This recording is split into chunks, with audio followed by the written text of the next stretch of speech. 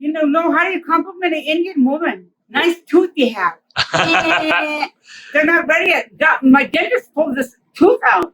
It was at least looking normal, so I can't smile. Okay, well, I've started filming, so introduce yourself. Oh, my name is Nigani Kwanamokwe, Ojibwe, Anishinaabe. It means woman of the mist. And my French name is Genevieve. And around here on the res, it's Jen. It's Matt Huitt. I'm enrolled here in the Confederated Salish and Kootenai tribe. I am also a quarter Klamath and some Ojibwe in French, and the total pie is human being here. Yes, Folsom, Montana.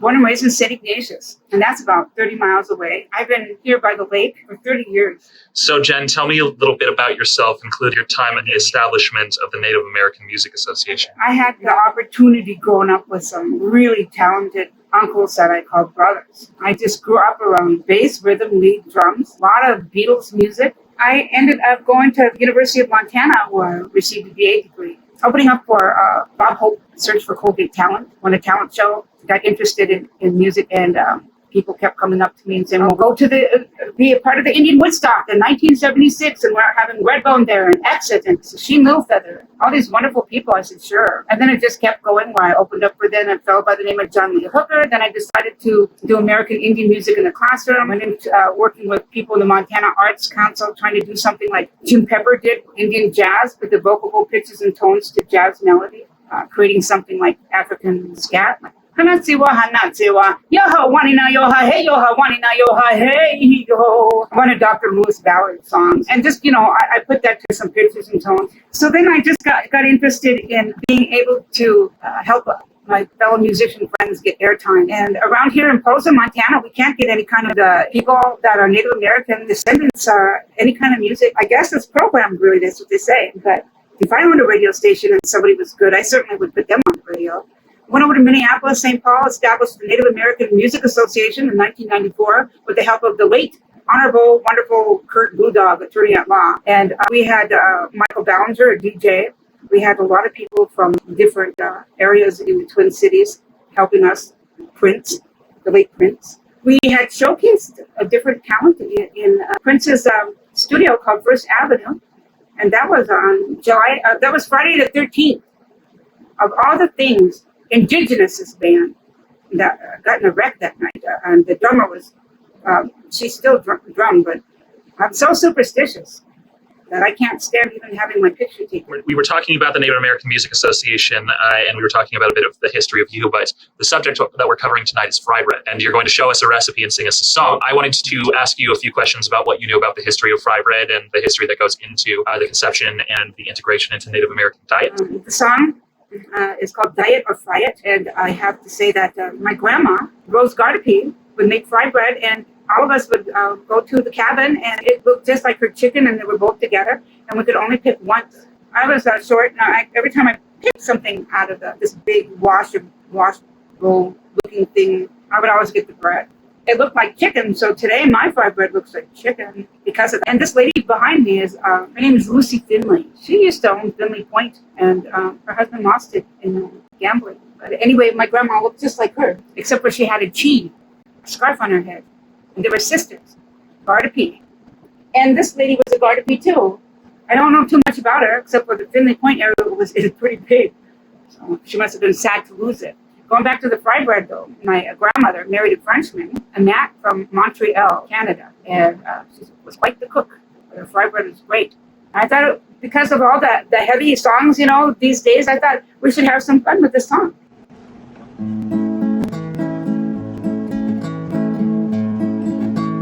Giving up fried bread, there's calories in that there dough.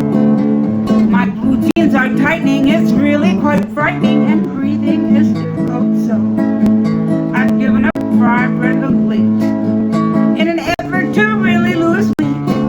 I'm not actually glutton, but I'm popping my buttons, and when I travel, I have to go by freight. I've given up fried bread for real. Its fragrance has lost all appeal. I've tossed out the butter right out in the gutter. I eat carrots now. yuck, keeps me home. My mother made frybread today. She offered me some and oh say, it looks pretty tasty perhaps. I've been hasty, just one piece can't hurt me no way. Cause frybread's traditional, I'm told. It's worth its weight in pure gold. Quick, run get the butter, it's out in the gutter. Can't let this go frybread cold. Let me have the carrots again. I eat carrots now. Yuck with each meal. All right, Genevieve, what are we cooking today? Today we're cooking Indian fortune cookies. Wonderful. And that is frybread. Yeah, with an EBT card in it. It used to be a food stamp, but now we have EBT. All kidding aside, this frybread. Ready? We're Yes. going to put 2 cups of flour in. And it's, How old is this recipe? I thought you were going to say, how old is the flour? Well, the recipe, the one I'm doing here is about 70 years old. So then I go like this to measure my baking powder. But we are not going to do that because I hope that you enjoy my recipe. Now we're going to put 2 heaping teaspoons, 1 in Ku in Salish, SS 2. So then we have that, and then we want some salt.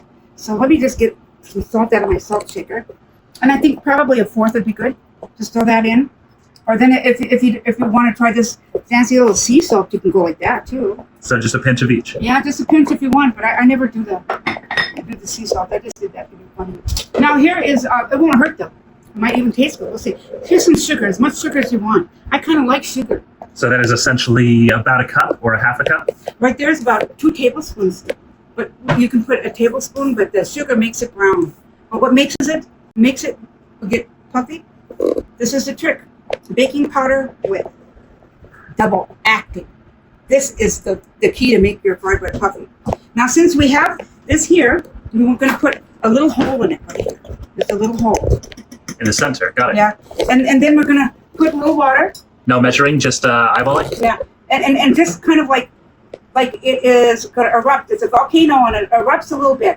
Just to cover the top. And then you don't want to take too much time, but then you just want to get this mix as fast as you can. So this recipe, I don't want to knead it, see, because Emma's recipe. So I don't want to knead it. And to me, it's a recipe that's okay. We'll have to see. Now I'm going to put the oil on. I'm just going to put some vegetable oil. Just vegetable oil, but some people use coconut oil because it's supposed to be good for you, but I would use coconut oil if your stove is not very good and it doesn't get hot, because the coconut oil will brown the frybread. Coconut oil was a luxury good back 70 years ago. What did they used to use? What did they? Well, Canola? No, lard from the buffalo or whatever fat that they could get from the pig. It just whatever they could make lard, bacon. Mm-hmm. But right now I'm going to use some of this vegetable oil. And now, what pan am I going to use? I think I'll use this one that has a little depth to it.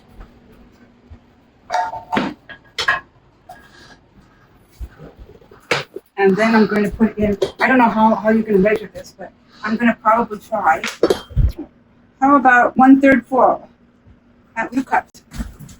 Then, once we do that, we're going to let it heat up here. And then we got this ready to go to put that in there.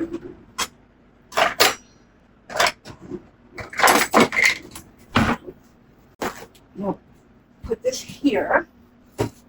I'm gonna do something for me that I don't have to measure. It's always fun to make frybread. You never know what you're gonna have, a hockey puck, a frisbee. Maybe you have something really nice, like something that looks like a piece of chicken, like this is going to. The other one is too formal. So it's too organized, it's too in the box for me. Fair. So I'm gonna do my own here so that I can have my chicken one. Remember I told you about my grandma? You did. Okay, we're gonna have some chicken here, folks. Well, we have the recipe one, and then we have the one I did by heart. When I say by heart, it's supposed to look like chicken. So the one that looks like the chicken, or the one that looks like, they all look like chicken. See? Yeah. Mm-hmm. Yes, I can see something like shrimp on top of chicken, to be honest. Ooh, I hope it don't taste that bad. No, it tastes pretty good. I think spread bread tastes pretty good myself with real butter. Some people like to put huckleberry butter. Some people like to put honey on it, I hear. I just like plain old butter. Some people like this a little dark. So I'm doing mine. I'm going to do the one that I did without a recipe. And I'm making sure I don't knead it because I want it to look like chicken. But I keep a hole in there. I keep a hole in it. Now this one's done. And there we go. I went to the Bill Ursula School. And that was in the Jesuit parochial school. I was in a lawsuit. There was 300 of us that sued the Jesuits. Got a large sum of money for sexual abuse, cruelty, pain, suffering, murder. Washington was part of that also, in Montana. And now they're finding graves with more people in it all the time. We knew that. We knew that when we filed that lawsuit. We know, in fact, right across from the St. Ignatius Catholic Church, there's a graveyard. Nobody wants to address it, but there's a couple tombs there. Preston Miller at the Four Winds Trading Post has good pictures of some of those tombs. I don't know why we just can't address that. And then even the people at the Holocaust, they had some kind of some monument saying, well, this is where so and so had a concentration camp. We should be able to honor our own.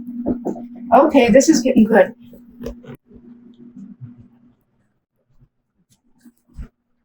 Gotta put the hole in there, and it is getting nice. It's kind of get hot there. So you tell me, would you rather have one of these guys, or would you rather have one of these guys?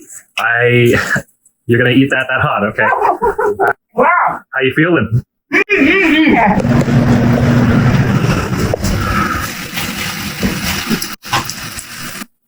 Well, Mr. Marengo, I'm honored and privileged that you could spend some time tonight and help me with my song, Diet or Fry It. And for the people out there, may the wing of your happiness never lose a feather.